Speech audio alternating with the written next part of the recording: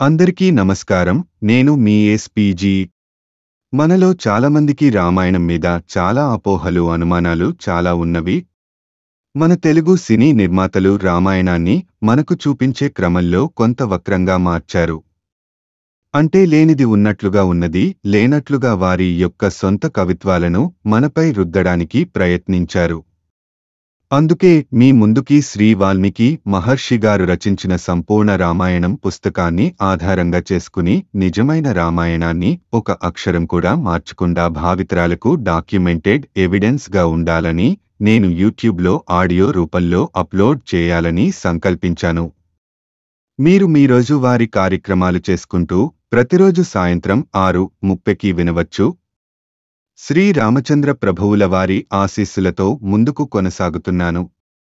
మీ ముందుకు చాలా శ్రద్ధతో మరియు భక్తితో తీసుకొస్తున్నా ఈ ప్రయాణంలో మాకు మీ మద్దతు అవసరం. మా యొక్క యూట్యూబ్ ఛానల్ను సబ్స్క్రైబ్ చేయండి మరియు లైక్ చేయండి. మీ మద్దతు నా కంటెంట్ నిర్మాణాన్ని మరియు మరిన్ని వీడియోలు చేసేందుకు ప్రేరేపిస్తుంది. నేను చేసే ఈ కార్యక్రమంలో ఏమైనా లోపాలు ఉంటే నాకు కామెంట్ రూపంలో తెలియజేస్తే తరువాత వచ్చే వీడియోలను నేను సరిదిద్దుకుంటానని మనవి చేసుకుంటున్నాను. Thank you so much.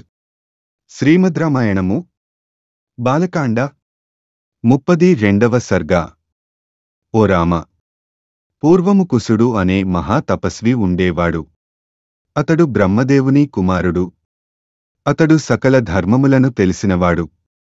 మంచివాడు. విదర్భ రాజకుమారి ఆయన భార్య. వారికి 4 కుమారులు. వారి పేర్లు కుశాంబుడు, కుశనాభుడు, అధోత్తజసుడు, వసువు. వారందరూ తండ్రి వలె ధర్మాత్ములు, సుగుణవంతులు. ఆయనకు రాజ్యపాలన చేయవలెనని కోరిక కలిగింది. అప్పుడు ఆ కుశుడు తన పుత్రులతో ఇలా అన్నాడు: ఓ పుత్రులారా, మీరు ధర్మమును అనుసరించి రాజ్యపాలన చెయ్యండి అని అన్నాడు. తండ్రి మాటను అనుసరించి ఆ 4 జనపదములను నిర్మించారు.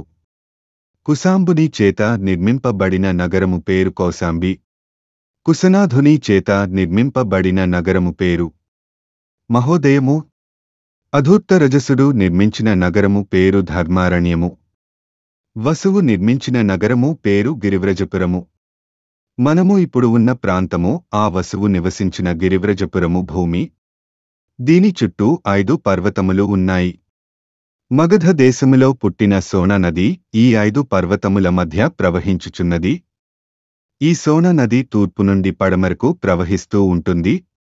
ఈ నదీ పరివాహక ప్రాంతము లన్నీ సస్యశ్యామలములైన పంట పొలాలతో నిండి ఉన్నాయి. కుశనాభుని భార్య ఘృతాచి. వారికి 4 కుమార్తెలు.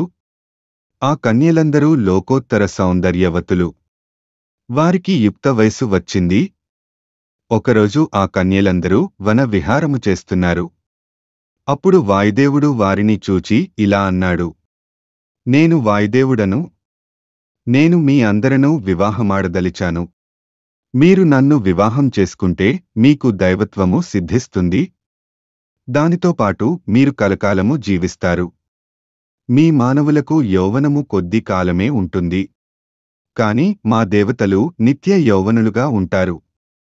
కాబట్టి నన్ను పెళ్లి చేసుకోండి అని అన్నాడు వాయుదేవుడు. ఆ మాటలను పరిహాసంగా తీసుకున్నారు ఆ కన్యలు. ఓ వాయుదేవా! నీవు సకల జీవరాశులలో సంచరిస్తుంటావు. అందరికీ ప్రాణదాతవు. నీ శక్తి మాకు తెలుసు. కాని నీవు ఇలా మాట్లాడటం బాగాలేదు. మేము కుశనాభుని కుమార్తెలము. మాకు నిన్ను శపించే శక్తి కలదు కాని మా తపశ్శక్తిని మేము వృధా చేయము. ఎందుకంటే మేము స్వతంత్రులము కాము. మా తండ్రి మాటను జవదాటము. మేమే కాదు, ఈ లోకంలో ఏ కన్య కూడా తల్లి తండ్రుల మాటను జవదాటే దుస్థితి కలుగకుండుగాక. మాకు మా తండ్రి ప్రభువు, దైవము. మా తండ్రి మమ్ములను ఎవరికి ఇచ్చి వివాహము చేస్తాడో వారినో మేము వివాహము చేసుకుంటాము అని చెప్పారు ఆ కన్యలు. వారి మాటలకు వాయుదేవునకు కోపం వచ్చింది. వెంటనే వాయుదేవుడు తన మహిమ చేత వారి శరీరములు అన్నీ బలము లేకుండా చేశాడు.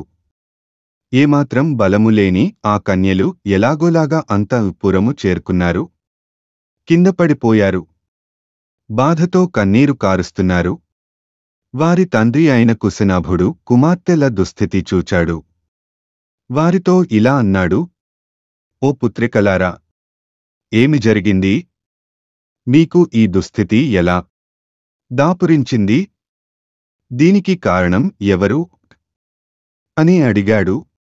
శ్రీమద్ రామాయణము బాలకాండ 32వ సర్గ సంపూర్ణము.